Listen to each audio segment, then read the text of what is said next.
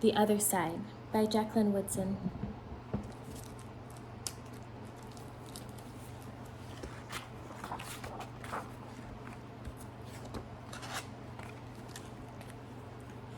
That summer, the fence that stretched through our town seemed bigger. We lived in a yellow house on one side of it. White people lived on the other. And Mama said, "Don't climb over that fence when you play." She said it wasn't safe. That summer, there was a girl who wore a pink sweater. Each morning, she climbed up on the fence and stared over at our side. Sometimes I stared back. She never sat on that fence with anybody, that girl didn't. Once, when we were jumping rope, she asked if she could play, and my friend Sandra said no without even asking the rest of us. I don't know what I would have said. Maybe yes, maybe no.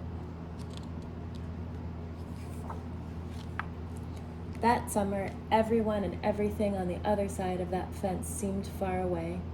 When I asked my mama why, she said, "'Cause that's the way things have always been." Sometimes, when me and Mama went into town, I saw that girl with her mama. She looked sad sometimes, that girl did. "Don't stare," my mama said. "It's not polite."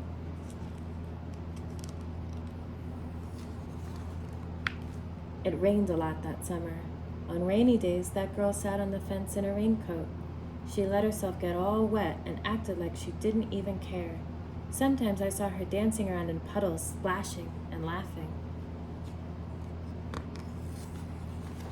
Mama wouldn't let me go out in the rain. "That's why I bought you rainy day toys," Mama said.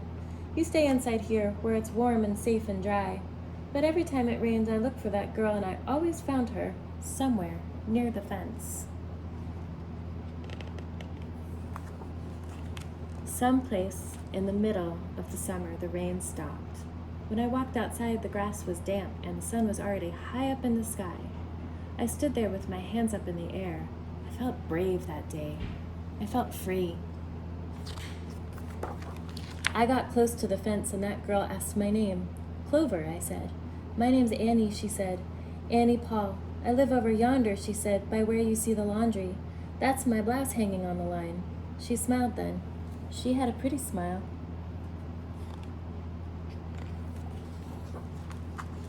And then I smiled, and we stood there looking at each other, smiling.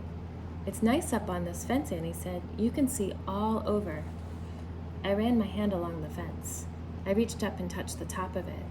"A fence like this was made for sitting on," Annie said. She looked at me sideways. "My mama says I shouldn't go to the other side," I said. "My mama says the same thing, but she never said nothing about sitting on it." "Neither did mine," I said.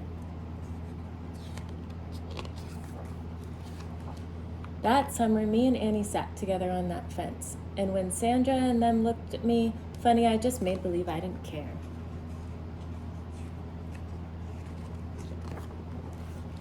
Some mornings, my mama watched us. I waited for her to tell me to get down from that fence before I break my neck or something, but she never did. "I see you made a new friend," she said one morning, and I nodded, and Mama smiled. That summer, me and Annie sat on that fence and watched the whole wide world around us.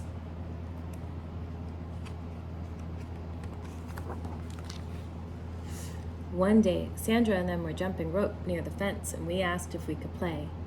"I don't care," Sandra said, and when we jumped, Sandra and me were partners the way we used to be.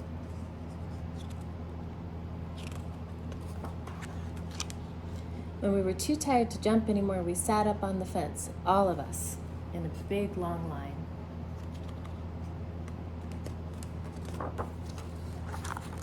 "Someday, somebody's going to come along and knock this old fence down," Annie said, and I nodded. "Yes," I said, "someday."